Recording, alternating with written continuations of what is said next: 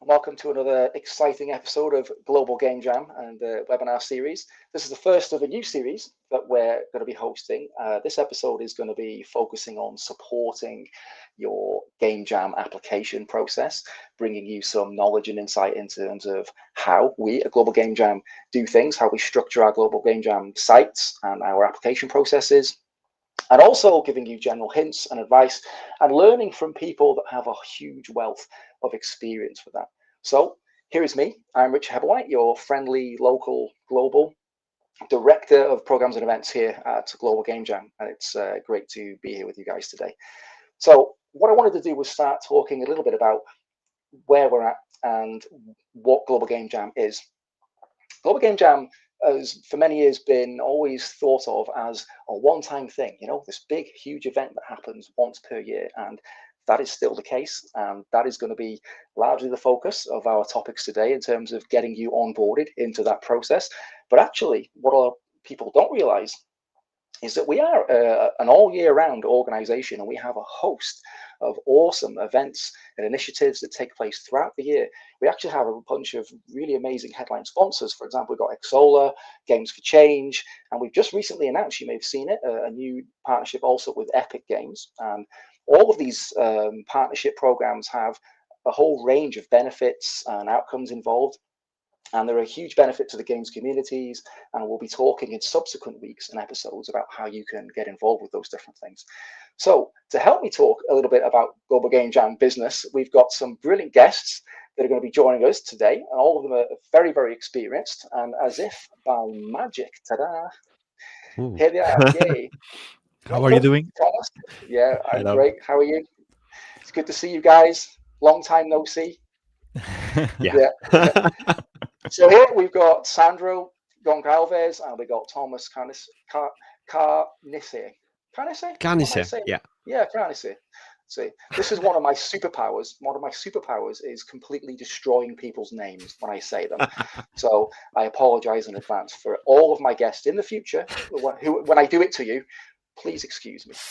Okay, so you guys are long-time regional organizers and site organizers, and I'm really excited to have you guys with us because you have a wealth of experience, and I think it's super important for folks who are thinking about maybe applying for Global Game Jam, but they're not quite sure maybe what Global Game Jam really is, and they're maybe not quite sure what's involved in the process of maybe taking part in a jam, or maybe taking a bigger leap and deciding that they want to host a jam site, which is a reasonably big responsibility. It's a little bit scary. There are maybe a lot of unknowns. And what we really want this webinar to be about is to sort of answer those key kind of questions that might spring to mind, give people plenty of help and advice and support with respect to that. And what we'll do after we finish kind of going through some of these issues is I thought it would be really cool if I run through, or we together actually, we run through the process of applying for a jam site, right? So we'll show the application and we'll talk through some of the key points that are super important and things that you need to think about when you're applying to become a site organizer. And I think, like I've said, it's a big, huge step. So, Thomas, do you want to introduce yourself and tell us a little bit about your background with us at Global Game Jam? Okay. Hello, everyone. My name is Thomas. I have been a site organizer in France since 2019, where for the first Global Game Jam, I did 200 people showed up. And then it went on and on up to 400 people. We had the pleasure to welcome both students and pros, but also enthusiasts that were discovering video game making and just board game creation during the weekend. So it was a great moment. And at some point, I just wanted to step in as a hero to help other site organizers to just enjoy the moment, to just witness creation, but also people meeting each other's, possibly a network being created in front of you. So it's great. And since then, I've been regional organizer for something like 4 or 5 years already. So yeah, it's been already a minute. and that's it's and yeah, you have great moments where you have people meeting each other, sharing skills, learning from them. I know companies that are actually right now either working or published video games starting with the Global Game Jam. So it means something. It's not just 48 hours on a year, it's something more. And yeah, it can be, well, game changing. Game changing, global game jam. I love it. For a moment, I thought you were going to say embrace the chaos. That's what I thought you were going to say. And then you said Yes. creativity, and I was like, oh, that's a far better word than the one that I was thinking. Because from my mind, I always find that creativity, and chaos come hand in hand, and you have to embrace both in order to be successful. And I think it's really important about what you said in terms of next steps. Games that become something bigger post Global Game Jam experience. And I think we'll talk about that. Maybe we'll touch on it a little bit more today, but we'll certainly touch on it in future episodes as we go forward. Sandro, you want to tell us a little bit about yourself? Well, it's going to be rather hard to beat Thomas with his introduction. Now I'm going to look bad, but yeah, I'm Sandro Gonçalves from Portugal, and I've been with Global Game Jam for a couple of years now.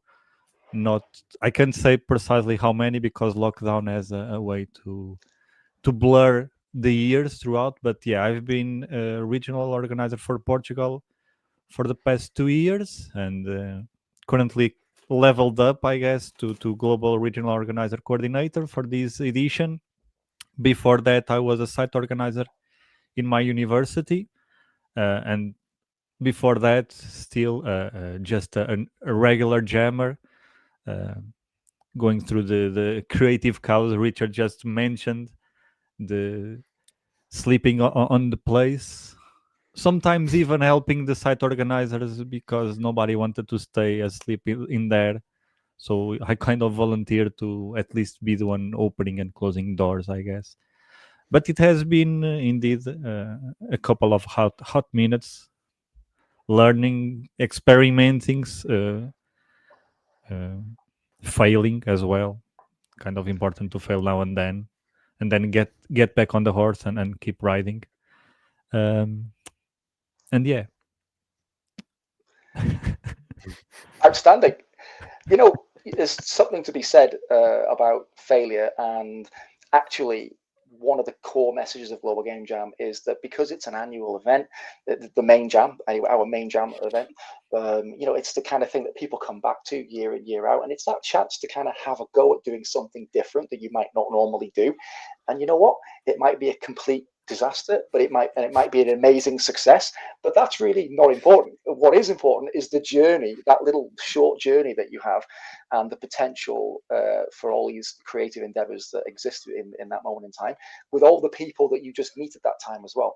And it's really great to have you guys with us because both of you have been through the ranks, so to speak, with respect to you've been a site organizer, now you're doing regional organizing. And I want to give a special mention to Sandro because this year you started a new role with us. So you're now the lead global regional coordinator. So you're now leading the global regional coordination team that we now have. And that team of folks, basically, their job is to organize and manage all of the structures and the way that countries and regions are mapped out around the world, and then coordinate all of the logistics for the regional organizing team, of which Thomas is also a part of. So we'll talk maybe a little bit about what that structure is in a little bit, and how you guys are kind of really linked with that. And I thought maybe at first, we've kind of touched on it already, I thought it'd be a great question to ask in terms of why should you take part in Global Game Jam? There are two parts. Why be a jammer? And then the second question is why be an organizer, a site organizer? So, Thomas, do you want to go first? I I have been a jammer, but it has been quite a while. The thing is, what we said to jammers, to potential jammers, and even enthusiasts that didn't know much about game creation was everything that could go wrong during a production will go wrong. Okay, this is a game jam. This is supposed to happen, and the thing is, you are not alone. You are surrounded by other people, and everything's going wrong for them too. So the idea is to, like Sandro said, experiment, to try stuff, to create, to meet each others, and basically to have a great moment. This is the main goal, I think, for jammers, and eventually this might even start something more professionally speaking, interesting. But at the point the games you are creating, you can use that in so many ways. And on the other hand, why organizing the Global Game Jam is because it's one of the main events on a year where you can either create, you can either meet people, you can even recruit here. We told companies, so basically, obviously I'm from France, but I'm south of France. It's Montpellier, and Montpellier is basically the top 3 cities when you talk about how many video games companies you have in the video game industry. So basically, when you talk about recruitment, you have a lot of intentions because you can see people working on site. This is where you can have new companies, new studios being created, because you can actually witness the creation around you, and you can basically have so many people helping you. And there you have good examples Yeah. where you have people working, or yeah, Sleeping, that is working. amazing. Yeah. Yeah. Yeah, this is some footage. I think there's some footage from a couple of different sites, but some of this is from my site in Wrexham. This year, for me, although I've been involved in Global Game Jam, I think this is my 14th year, 13th or 14th year this year. This year will be the first year that I'm not involved as a site organizer, and I'm obviously focusing on directorial duties and things. And I think, Thomas, you alluded to it, that you'd said it's been a while since you've jammed, and I'm sensing that as you progress from jammer to site organizer to regional organizer, the scope and the scale of your thinking changes, but also the amount of time you have to kind of sit and make games is less, and you become a bit more focused on providing an experience for the jammers rather than spending too much time enjoying the experience for yourself, right? Would you agree with that? Yes. Basically, to oversimplify, I come from the marketing department. I'm basically backup for creative teams. So I don't mind being around, having people meeting each other, creating interconnections between pros. Sometimes you have people that are granted by Epic Games, about Unreal Engine 5, and basically you have another team of beginners having trouble. So you basically create that connection, and that moment is absolutely awesome. But at the same time, sometimes you see components, for example, the board game section, and you're looking at the components, and you're like, if I had to create a game right now, what would I do? So you have the two, but it's not truly incompatible sometimes. You can That is create true. stuff. Yeah, I think experimentation, and that's one of the key words for Global Game Jam anyway, right? Community, collaboration, experimentation.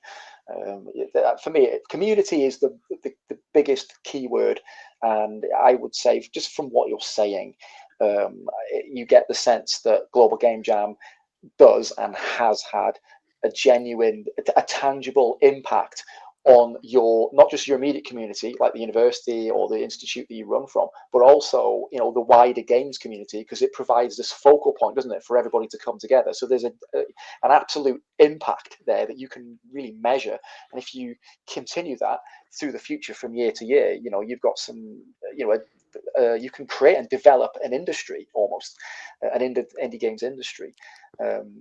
Sandra, would you sort of say that you've got similar experience, or would you sort of describe things maybe a little bit differently from your point of view? I think as a jammer myself, my experience is is similar, albeit maybe more recent, because one of the things I strive to keep doing is jamming every year. So, in fact, when I was first asked to be a regional organizer, I think one of my most crucial questions was, "Can I still jam? If not, I don't want it," because that's probably one of the things I value the most.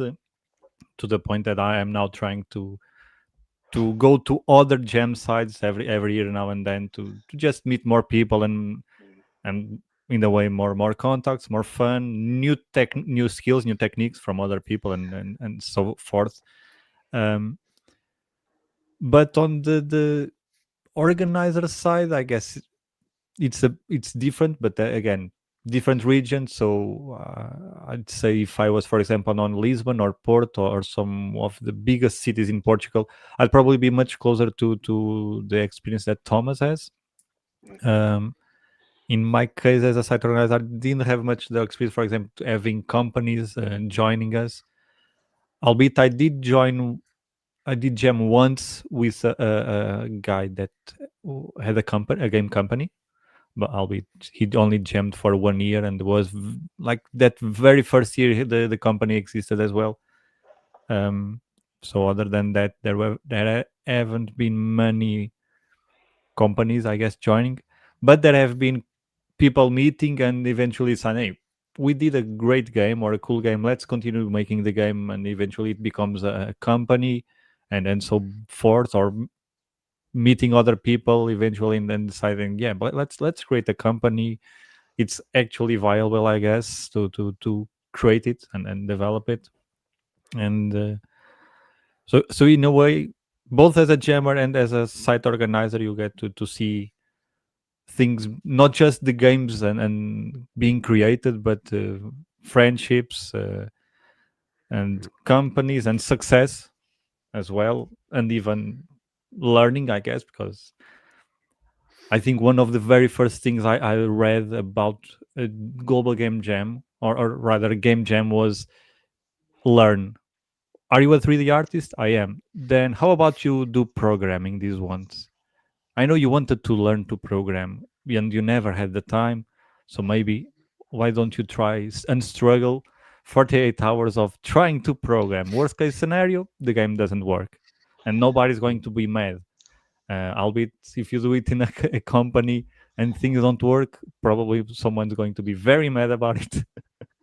So I think that's also a very good part of both sides. Just on a jammer, you are allowed to fail and learn, and as a site organizer, you kind of push for it. Yeah, feel free to fail. Probably there is somebody else around that will also be able to help you and lend a hand, so you won't fail either way. So I guess that's more aligned to my experience, I guess.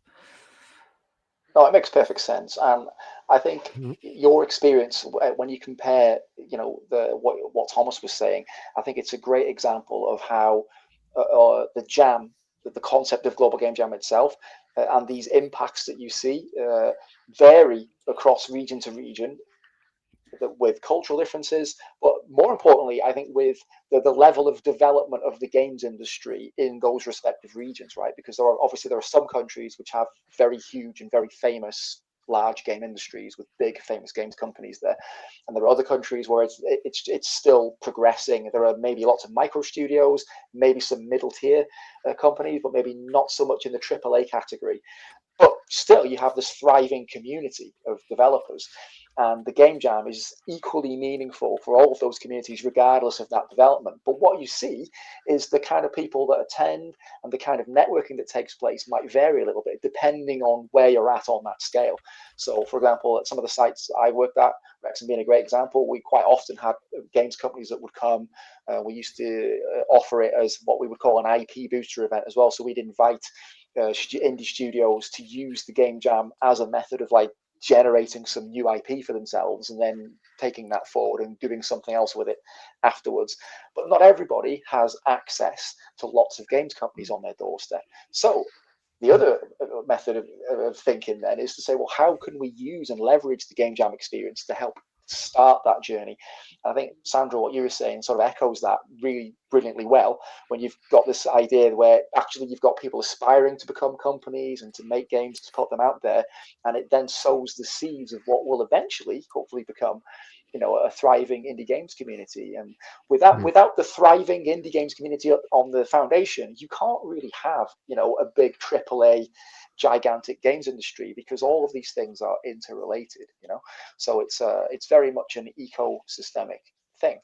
And that's one of the things I love about Global Game Jam, is that it's very good at sowing those seeds, right? It's very good. It's like the glue that helps bind these things together. And I think it also gives a focal point, because I really liked what you said, Thomas, earlier on. You said about enjoying the moment. People come to have this moment. And this is going to sound crazy, but I think it is true. People remember key things in their lives, right? You remember your wedding day, you remember the birth of your child and stuff, but you will remember your first Global Game Jam. I remember my first Global Game Jam, and it stays there because it's quite a strong memory. I remember it clear as day. And I remember the fact that I, struggled to get some sleep, because I did what everybody does when they game jam for the first time, which is try to power through without taking appropriate rest and getting really tired. And it's part of the learning journey and the experience. So yeah, a game jam is a very meaningful experience, and you meet friends. And the great thing, particularly speaking as a site organizer in my experience, there are folks that come back and jam with us, and they've been doing it for maybe a decade. They just come back every year. Maybe they were students at one time or another, if it's a university, and they graduated a long time ago, or now they're working in the industry, or they're doing something totally different in life and not even working in games anymore. But still they come back and they still attend the jam, because they enjoy being part of that community and meeting people and seeing friends once a year, every year. And it becomes like a reunion every year. And it's a really important aspect of that process. So to bookend this bit of conversation, I think the two key things that we're taking from this is, why would you want to be a jammer? Well, you might want to be a jammer with Global Game Jam because you get access to this incredible experience, these moments, did you eloquently put it, Thomas, where you get a chance to meet people, to be creative, to just work in a way and with people that you may not have done so before. And it doesn't matter if you fail, because that's not what it's about. It's just about enjoying that journey and that time. And if we think of it from a site organizer point of view, why would you want to be a site organizer, and what the benefits are? Well, there are some real clear, tangible benefits, and you can help become a cornerstone of your games community in your region, in your country, wherever you are in the world. Global Game Jam as a platform can really help you develop and strengthen those links, especially if you're super enthusiastic about games and you really aspire to be in the industry. And maybe where you are in the world, the industry is very small, or maybe it's even non-existent. So what can we do to support that journey? Well, the first thing we can do is maybe let's host a jam site, and we'll see what the appetite is there and see who comes, and then you can begin to forge that community for the first time. And I think that is something that's so valuable. I don't think we can understate it in any way at all. It's awesome, right? And I think it's something that we should all be aspiring to. And I'm especially enthusiastic about trying to develop indie games communities and help to grow them and provide opportunities for folks who have got something in their hand that's tangible, like they've made a game and maybe they want to do something with it and develop their career. And again, that's another really interesting part of the jam. So the next thing I thought would be really useful to us is to look at speak a little bit about how we regionally organize things. And then what we'll do is we'll jump onto the Global Game Jam website and we'll talk through the application form. So for anyone out there who's thinking about joining, and they want to host a site, but they're not quite sure how to do so, we'll talk through that application form, and we'll all just sort of jump in and give our opinion on do's and don'ts and helpful advice to help you get through that process, because it is a process. It's not simply just a case of sign up and away you go. There is a process that we go through, and Tom and Sandro, you guys are obviously very, very heavily involved in that. So Sandro, do you want to explain briefly what the current regional structure is? Like how many regions we got roughly, and how it all kind of works, since you're the boss of that now. Oh damn, putting me on the spot like on that. the spot, on the spot. I think currently we have about 40 regions. If I haven't exactly counted them, but I've been through all of them recently. But so I think it's about 40 or a bit more, maybe. Again, because some countries are their own regions, others are grouped together. Yeah, I think that's an important point, by the way, that the concept of a region in Global Game Jam speak basically means that it's a container word that we use to describe where all the clusters of jam site applications happen to be. So, for example, a region might be one country. So one region equals one country. In other cases, one region might mean multiple countries. So there might be 5 countries or even as many as 10 countries at times, depending on the size and makeup of the countries and the total volume of sites that are there. And in some cases, there are countries that are really, really big, like the United States being a great example, very big country, very high population. So it's natural then that countries in that bracket and size and scale are then broken up into sub-regions, and we handle it like that instead. So we're always looking to have something in the region of around 30 to 40 applications per regional organizer. So that's kind of the method of thinking that we use and how we figure out where the regions are. And Sandro, you're kind of managing the process now, aren't you, of having all the regional organizers in place and processing the sites applications that we're going to look at in just a minute. Yeah. Also, one thing I was telling a recent regional organizer that I was kind of interviewing and onboarding was also that the regions sometimes change. He actually asked me, like, what are the conditions? So percent, I guess, if he, at least this is what I told him. If for some reason, imagine that for 2027, suddenly your region, which is a couple of countries, goes to 100 gem sites. That's pretty much a good reason to, okay, maybe it's time to split this region and then start creating sub-regions per se, because things are growing, so more people Yeah. need to step in, I guess. And Yeah, well, you're right. It's exactly correct. And if lots of sites exist in one area or another, and we review every year, and we always speak to all the ROs, and we'll listen to feedback and advice. And because at the end of the day, regional organizers are folks that are based in that particular part of the world, and we do that for a reason, so that when you apply, or you want to be a jammer, or you want to be a site organizer, you have somebody that's dealing with your applications that's based in your part of the world, that for the most part usually will speak your language, your home language as well, because they're often the same nationality as you, and they can help you through that process and answer good questions and interview you, in terms of completing that process. So that's the way that it works. Oh yeah, Thomas, go for it. It's just what you were both saying made me think about the fact that the reason why we have all that conversation about regions and structure in general is because when you are a site organizer, the same way when you are a jammer, you're not alone. The idea is to keep it scaled between each regional organizers, so we can have the time to actually talk to you the same way we are here talking, to take as much time as you need to make sure the site will be as great as you think it can be. And basically, even when the event is started, you have somebody to answer to. And if I don't have the answer, I immediately have people to talk to. And basically, having such a structure, a clear structure, because everybody is, you can find everyone. I think we'll talk about this later on Discord, but basically you can have the possibility to basically shape the events the way you want and make sure you understand what Global Game Jam truly is about. Yeah, I think that's a really good point, and scalability is really important, and making sure that's one of the reasons why we try to cap it at something in the region of 30 to 40 site applications per regional organizer, so that those guys have the time to be able to work with you. And it's also really important to mention that almost everybody in terms of the global game jam community, from the regional organizers, site organizers, they're voluntary roles. So these are people that are taking time from their busy lives to support their games community, but to support aspiring site organizers and to spend time working with these folks to process their sites and stuff.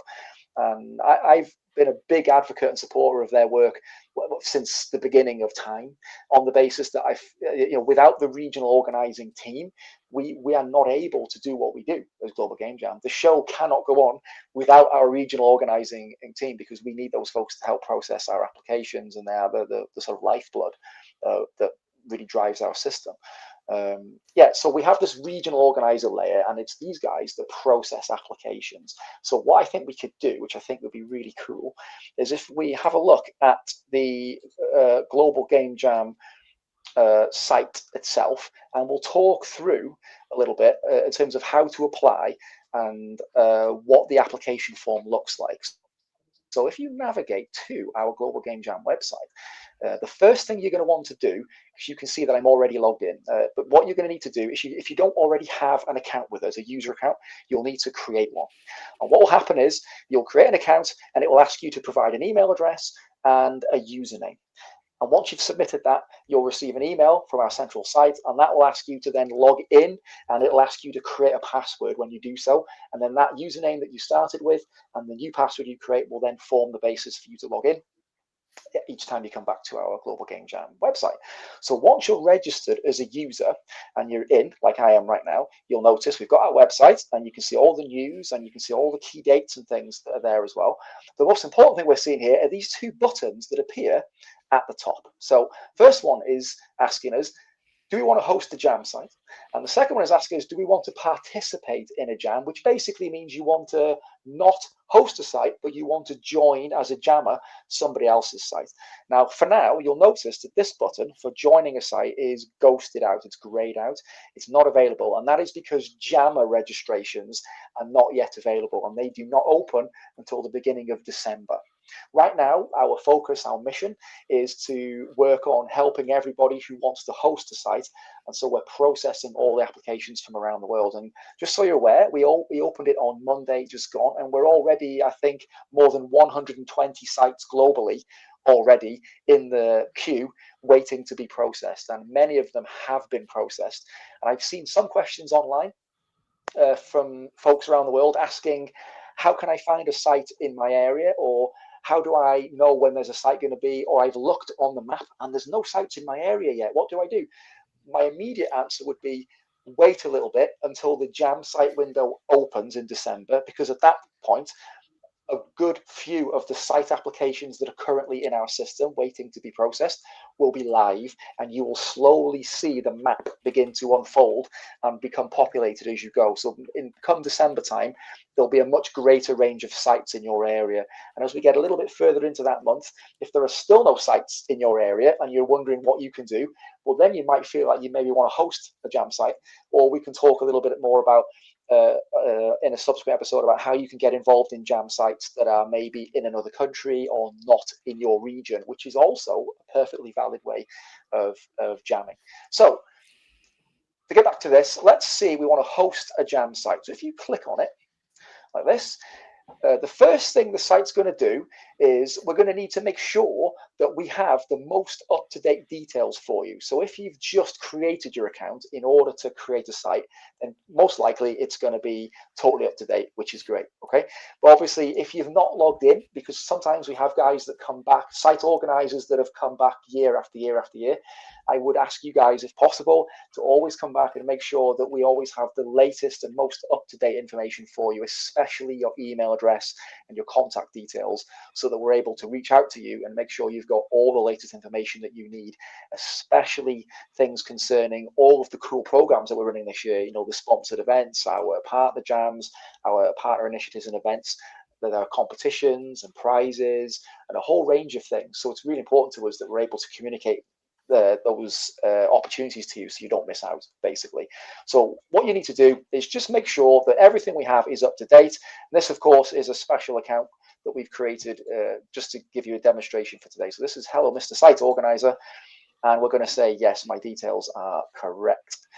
So what you're seeing now is the primary site application page for Global Game Jam 2026. Now, the same application structure runs from year to year. So every year we'll always go back and review the structure of an application. We'll make tweaks and we'll make changes to it possibly. But by and large, the general broad level of information that we ask for is generally the same from year to year. So those of you that are veteran jammers, and you might be watching this, you guys will look at this form and you will know it like the back of your hand, because you've probably filled it in 5 times, 10 times, many, many times already in the past. But if this is new to you, we thought it'd be a great idea to just talk through this form to give you an idea of what's involved. Okay. So the first thing that's involved is you've got to pick a useful name for your site. So I would recommend, I'm living in Wrexham, Northeast Wales, so I would pick a site name. I would say Wrexham Jam 2026, for example. And or if we're going to be more concise, we could say Global Game Jam Wrexham 2026. If I can spell. Can I spell? No, I can't spell very well at all. There we go. Wrexham 2026. So that is a nice name because it's got Global Game Jam, it's got the location, and more importantly, it also includes the year. So Sandro and Thomas are listening to me intently as I'm filling this form, because their jobs, when you apply, the first thing the regional organisers will do is they will analyse your application form, and they will pick out all these little things that we're talking about. And they're not there to prevent you running your site. They're there to basically help you to make sure that your site application has all the information that we need and that you need to make sure that your site is going to be super successful. And that's a really important part of the process. So there's an important box here that you must tick before you can submit your site at the end. And that is to say that you've understood and you agree with all of the JAM rules and regulations. And if you click this link, you'll be able to see all of the latest and most up-to-date rules, regulations, and policies. And it's super important that you take some time to make sure you familiarize yourselves with what our rules and regulations and codes of conduct are. And the same thing applies to jammers. So if a jammer wants to register at your site, they're also signing up and they're promising to adhere to the codes of conduct. And that's obviously so we can make sure that as our event unfolds all the way around the world, everybody is respectful, and we have a really super positive and constructive festival of games globally, and we avoid any issues, and it's there for safety and protection for all of us. So from there, the next thing you need to do is you need to specify an appropriate address. This is super important because you scroll down a little bit, you'll see the map in the world. So you'll need to make sure that you submit a correct address. So you can put the name of the building. So for example, it might be, I'm going to put I'm spelling it completely wrong again. Wrexham Enterprise, Centre, for example. It's just a venue. And then I'll make sure that the country is correct. So I'm going to say I'm based in the United Kingdom. And then I'll provide a street address that is correct. And when you go and you submit your address, you'll need to make sure that you verify for yourself that the place that you've picked shows correctly on the map.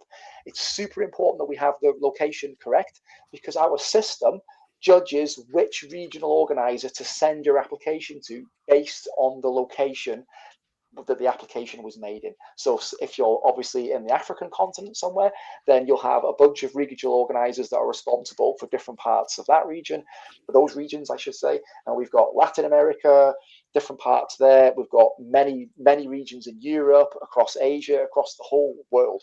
So depending on the address that you put here, it will send out to the correct global regional organizer. Okay.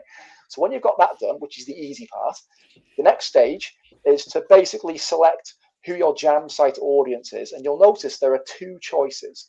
So the first one is a global game jam. And this is the traditional game jam event that we all are familiar with. And it is what we're talking about today.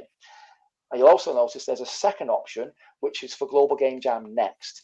Now, Global Game Jam Next is a sister event that runs in parallel with what we do at Global Game Jam, but it is designed and aimed at young developers from the ages of 10 to 18.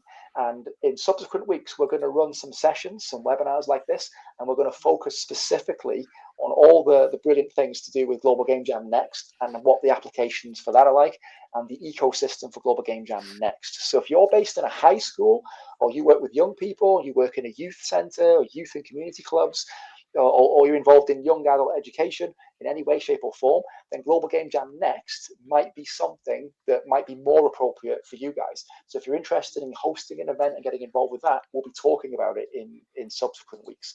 So for now, we're going to circle back and we're going to choose Global Game Jam. And then you've got to decide what kind of site you want to be. So do you want to be in person only, which means everybody needs to attend your physical jam site face to face? Or are you going to allow some people to be online at the same time? Or are you going to be an entirely virtual site and you're going to do everything only online? And if you, whichever one of these you choose, will dictate to us how we effectively assess your site, because clearly there's a big difference between a physical site and an online site in terms of how you might manage and structure that. Okay, so after you've decided which type of site, you can add some photos and some profile pictures, and then you can choose which languages are relevant to you. So of course, I'm speaking in English now, and there's an option for English British, so I'm going to choose that. Now, of course, your site might support many different languages, and you're free to list your primary ones here, which is awesome, by the way, if you're able to support multiple languages. And then the next thing that's interesting is the event start time. So you'll need to make sure that you pick a start date that is within our jam week. So our jam week this year begins on Monday, the 26th of January, 2026. And the window will end in terms of when you can start on the Friday of that week. What is the date of that? Let me just double check that for you. So the date is the 30th. Yeah, so it's from the 26th until the 30th of January. And then that gives you the final 2 days to finish up. So you're aiming to run for 48 hours somewhere within that week window. Now, there's no hard and fast rule about when you should start, and the conversation about when you should start and what's best for you is something that you could talk through with your regional organizer, and those guys are there to help you make those decisions if you're a little bit unsure. But the important thing is, when you submit your application, you just need to make sure that the dates that you submit are within the applicable jam period that we've set out. If you accidentally put something that's outside of that date range, don't worry, the regional organizer will pick up on it and they'll help you to pick a date that is appropriate for you guys and your site applications. And here's where you can specify how you might work. So some sites open for the entirety of their 48 hours, so people can stay over at night, they can work all the way through non-stop and go from there. Other sites have strict open and closing times, and that is largely going to be dependent on the physical location. So some sites are able to be open 24 hours a day. Other sites have opening and closing times, and that is totally okay. It's just dependent on where you are in the world. This is where you get to specify all of the information that's relevant to your site. So it's your chance to give us and the world all the information about your jam site and why people should sign up to it. So you can explain who you are, where you are, what you're offering, what the structure of your jam site might be, and how cool it's going to be, and put it in there. And it's really important, actually, that you give as much detail as possible, because that will reduce the number of questions that you get from prospective jammers further down the line. So we always recommend that you always try to include as much information as you can on your application to save yourself the trouble of then having to answer lots and lots of questions further down the line. So if we can go down a little bit more, you'll notice that for the regular Game Jam event, we do ask that jammers need to have reached whatever the legal age of consent is in your respective country. So in the UK, it is the age of 18. So we require site jammers to be the age of 18. If somebody is under the age of 18 and they wish to attend, then they would need to make sure that they have a parent or guardian with them throughout that jam time. And those kind of decisions we would talk you through again during the application process. Some sites choose to apply an entrance fee, and there are examples of sites that do that. The majority of sites are usually free. And that is down to the personal choices and management decisions of the site organizer. So that's for you guys to consider for yourselves if you're going to charge an entrance fee. And you'll notice that the default setting for participation is anyone. So there are times when some sites might be restricted only. For example, there might be a university and their site is only for students at that particular university. And that is what we would call a private jam. In other words, it's not a jam site that allows members of the public to be involved. So what we look to do is when we structure our regions and when we process your site applications, we're always going to do so with a view as to how many private sites and public sites there are in that region. So for example, if there's lots of private sites all clustered together, there's a good chance when we're reviewing another application that also happens to be a private site application, there is a good chance that we would work with that site to talk about the possibility of making it a public site instead, to better balance the opportunities for members of the public in that region. So again, it's always an ongoing conversation that we would have, and we'll go from there. So when you've done that, you go to the next section again, which is your online presence. And this is the section of the form where you're basically specifying all of the links to your websites, a live stream link if you have one. And here is the all-important online platform designation. So here, it's super important that if you've told us that you want to be a hybrid site or a totally online site, 100% online, we cannot approve your site unless you've already given some thought and you have nominated a formal online platform by which that portion of your site is going to be supported. So that's super important to remember. If you're going to be an online site, well, then you need to think about what the platform is going to be that you're going to choose to use to support your site applications. Okay, and there's some links here for social media and so forth. This next section is where you get a chance to basically talk about and nominate all of the different facilities that you have available to you on your site. So obviously there's going to be some differences depending on where you are in the world, the type of location that you're based in. There are big differences, of course, between schools and universities and enterprise venues, office buildings, you name it. It's super important to consider these things. My favorite one on here, by the way, is hot tub. You see, in my opinion, if your jam site has a hot tub, you get extra bonus points for being cool, basically. But please don't use your laptop in the hot tub if you're going to do that, because it's very dangerous. So don't do things like that. But you'll get a chance to see all of these different things. And then at the bottom, you can see that there's an opportunity for you to describe in more detail what your facilities are. And I always would recommend to you that if you're offering a space for people to be able to bring their own equipment, or maybe you have some equipment that people can borrow, I always recommend that you should try to give as much detail about that as you can, with the same reason as the description on the first section, so that people ask you less questions later on. So everything a jammer needs to know is there for them. Yeah. This section here is where you talk about what your past experiences are with Global Game Jam. So those of you who might be watching this and you've been a site organizer for many years, you guys will be very familiar with this section of the form.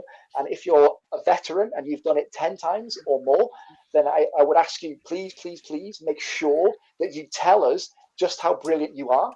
And if this is your first jam and you've never hosted a jam site before, again, tell us. Don't be afraid. Tell us, hey, this is my first jam site.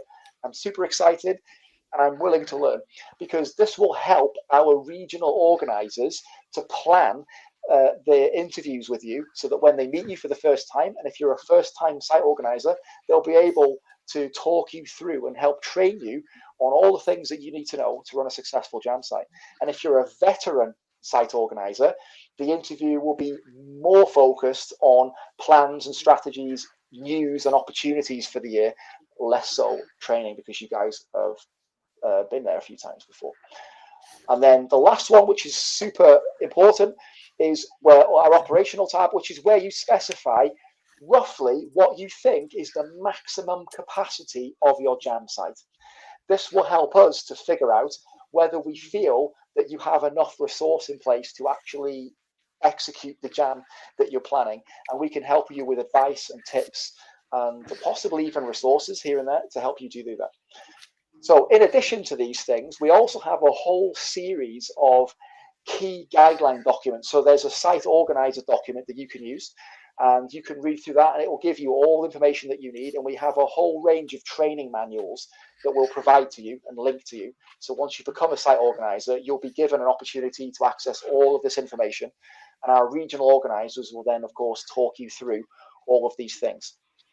So I think that's enough of the website. I think if we circle back to Sandro and Thomas for the last few minutes, I think from your point of view, guys, Thomas especially, because you are a current regional organizer, right? Right now, as we speak, you have sites from all over France. People from all over France are applying to become a site, and all of them are filling in application forms that look a lot like that. And your job now is to process these websites and to give feedback and to help people make awesome sites, right? So is there anything that you might say that is important to you that sticks out, that's something that people might really, really need to know?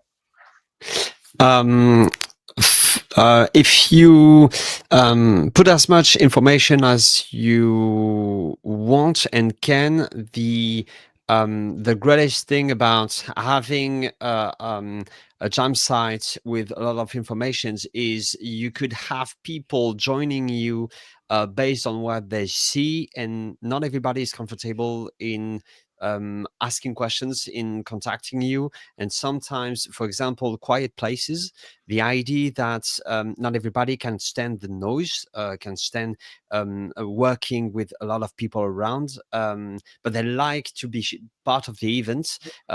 We had on our game sites in France people joining because of that.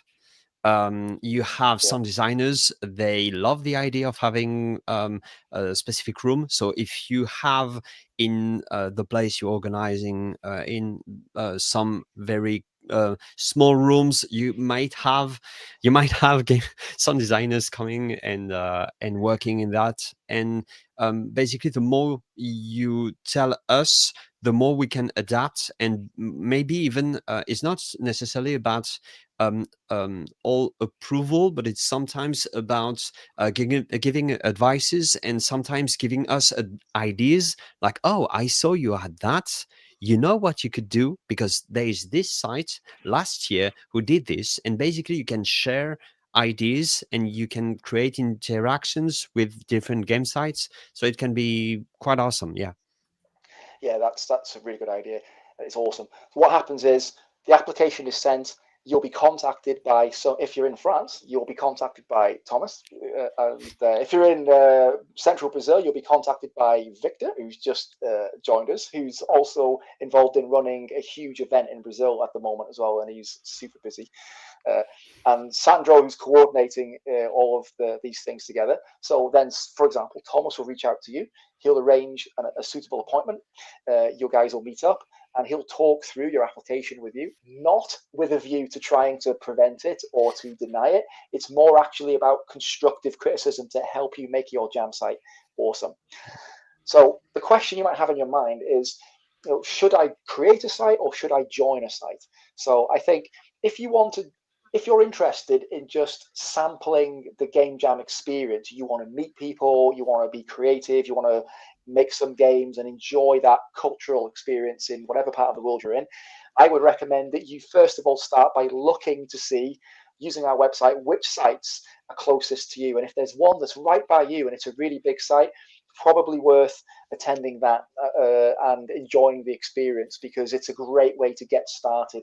Many people start as jammers before they become jam site organizers, and there's good reason for that, because they've attended, they understand how it works, what the format of the game jam is, the kind of experience that you get, and then they use that experience for themselves later on, where they decide to host their own site and they give back to their communities. If you're in a position where maybe you have access to facilities, so maybe you're based at a university, or you have an office building, or you have a community center or a community hall, basically a kind of publicly accessible space that has appropriate space, power access, ideally internet access if possible, and you have the ability, you have the facilities, but there really isn't much in your region with respect to games activity, or maybe there are no jam sites around, and maybe it's very far away. The nearest site to you is very far away. Then it might be worth considering running your own jam site and hosting a jam site and becoming that focal point for your community in your region. And whichever way you choose to go, we're there to support you with that. What I would like to do, I've noticed that there's a lot of people messaging, and I just wanted to give a shout out to folks who have been messaging us while we've been talking our way through the application, and I hope that was useful to you guys, by the way. So KindSpark jumped in and said he's really interested, or they, excuse me, are really interested in growing our local game dev scene, and they can't wait. And me too. I'm super stoked for that. Another one say hello from Zambia. Hello to you guys. I'm just searching for some questions. If there's anyone got any questions in here, let's go through. Yeah, so the jam, somebody was asking about, bring up the questions. We had a couple of questions that were provided to us early. One of the questions actually was, both of the questions that I saw were really good. The first one was asking us, I have a large organization and we have an already active game jam site, but we actually are thinking about hosting a second location. So we've effectively got 2 locations, but 1 organization. And the question was, how might we go about doing that? And that's actually a really good question. And by the way, it is awesome that you're in a position where you're growing to the point of view where you're actually managing multiple locations. That's great. The answer to the question would be, you would need to register 2 separate sites. And what I would recommend that you do is that you call it Game Jam, the name of your organization, and then brackets location. And that's the name of that jam site. And then the second site application would be same again, brackets, different location name. So they're effectively 2 separate jam site applications. And you would also need to make sure that you nominate a separate individual person to be the site organizer of each site. And that's super important because both of your sites would be physical locations. So they would, although they may be like an umbrella management team, it's super important that we have a named individual that we can work with that we know is responsible for managing each individual location. So it's perfectly cool that you want to do that. It is awesome. And that would be my recommendation about how you would solve that problem. So 2 separate site organizer applications, similar names, but make it very clear that they're different locations. So the names are slightly different. They're not the same name twice. Name the location specifically in the title of your site. And then we'll work with you guys to process it. I hope that answers your question. We also had a question that was asking about being able to access the games that you've made on your site. So what will happen is, as your jammers are working on your site, and they'll be uploading their games to your Game Jam site across the weekend, as a site organizer, you'll be able to log in and you'll be able to see the list of all the games that were created on your website. And the question that we had was asking, is there going to be a quick and easy way of being able to just access that information via like a spreadsheet as a CSV file? The quick answer is we do have that facility, and if we can put it in, we're going to try and do so for you in advance of the event this year. So watch this space, and we'll make some announcements as and when that additional feature is put in for you. But I can confirm that in terms of our site technology, we are able to pull a list of all the games that were made at a site, and if we're able to provide that to you, we'll try our best to do so. It's worth mentioning, by the way, as I say that you should always be aware of the data protection laws in your own country. So when you're dealing with large numbers of site participants, games, and any kind of information where specific individuals can be uniquely identified with their personal details and so forth, you need to be aware that you're dealing with private data, personal data, and you need to make sure that you're complying with whatever the local laws are. And one of the cornerstone points on our code of conduct is asking you guys politely, respectfully, please make sure that you are aware of your own local legal responsibilities with respect to some of those things. We'll help you to comply with those things if needs be. I'm conscious of the time, and we're coming to the end of our session. Hopefully, I'm answering everybody's question. Somebody's mentioned GGJ is the biggest jam. Yes, we are the biggest jam. We are the largest games creation event in the world. There was a time where we were breaking consecutive world records for largest jams, and prior to the pandemic. And then, of course, we've had the pandemic, and the pandemic has affected the way that we structure things somewhat. But in the last few years, we're slowly moving back towards the same average number of participants that we used to see at its peak just prior to the pandemic. So that is awesome. And I have a feeling this year is going to be one of the biggest years we've had for a very long time. And that also includes our Global Game Jam Next and some of our other partner activities. I think they're going to be really big this year. And I'm really looking forward to working with all of you. Yeah, I'm just going through the messages again to make sure I'm not missing anyone.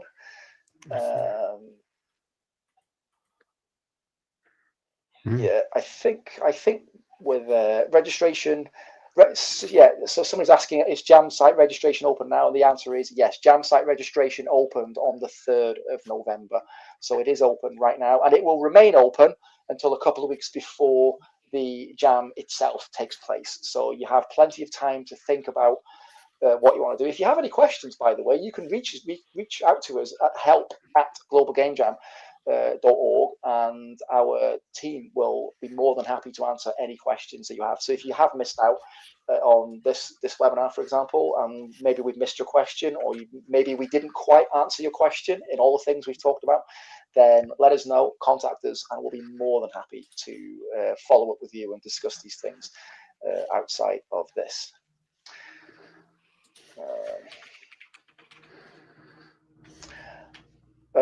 Kindspark again is asking, should we do both? I assume you're asking, should you be a jammer and an organizer, or are there benefits to doing one over the other? I think, is that what you're asking? I would say, if you stay with the ecosystem long enough, it's probably inevitable that at some point you'll jam and jam and jam. At some point, you'll probably end up being a site organizer if you stay in Global Game Jam long enough, and you're that way inclined. But there are huge benefits to doing one or the other, and of course, they're slightly different things. But that doesn't mean if you're a site organizer that you can't also jam. You just have to remember that you need to make sure that everybody else is in a position to be able to jam because your site is well organized. And so you just need to bear that in mind if you are a site organizer. Yeah, and somebody else is asking, it's Dan Stormont, will there be a separate registration link for Global Game Jam Next, or should we use the Game Jam site? So for Game Jam Next, we're going to talk a lot more about this in the coming weeks, but the process will be similar to what we've done in the previous year. So you will initially need to register on our Game Jam website that you just saw, and you'll need to make sure that you choose Global Game Jam Next.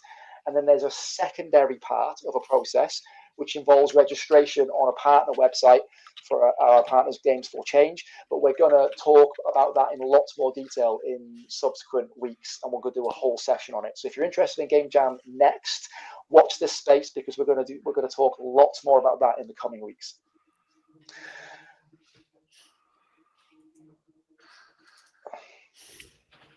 Okay, so I think we've answered as many of the questions as we can dare fit in. I just wanted to say a huge thank you to our guests that have joined us today. It's been great having you, and I know you guys are working super hard. You give so much time from your personal lives and your professional lives to support what we do. I'm so thankful to the Game Jam community, so all of you guys that are watching as well. Thank you for being part of Global Game Jam. All of us here are really excited to be working with you again this year. So if you haven't already applied, don't forget to do so. If you're thinking about applying, reach out to us if you have any questions, and we'll be more than happy to support you. And if you just want to jam, make sure you keep checking the website and find the jam site that's nearest to you, and go from there. So I think that's the end of this particular webinar for this week. Lots more to come. Watch out for more announcements, and we'll see you in a few days' time.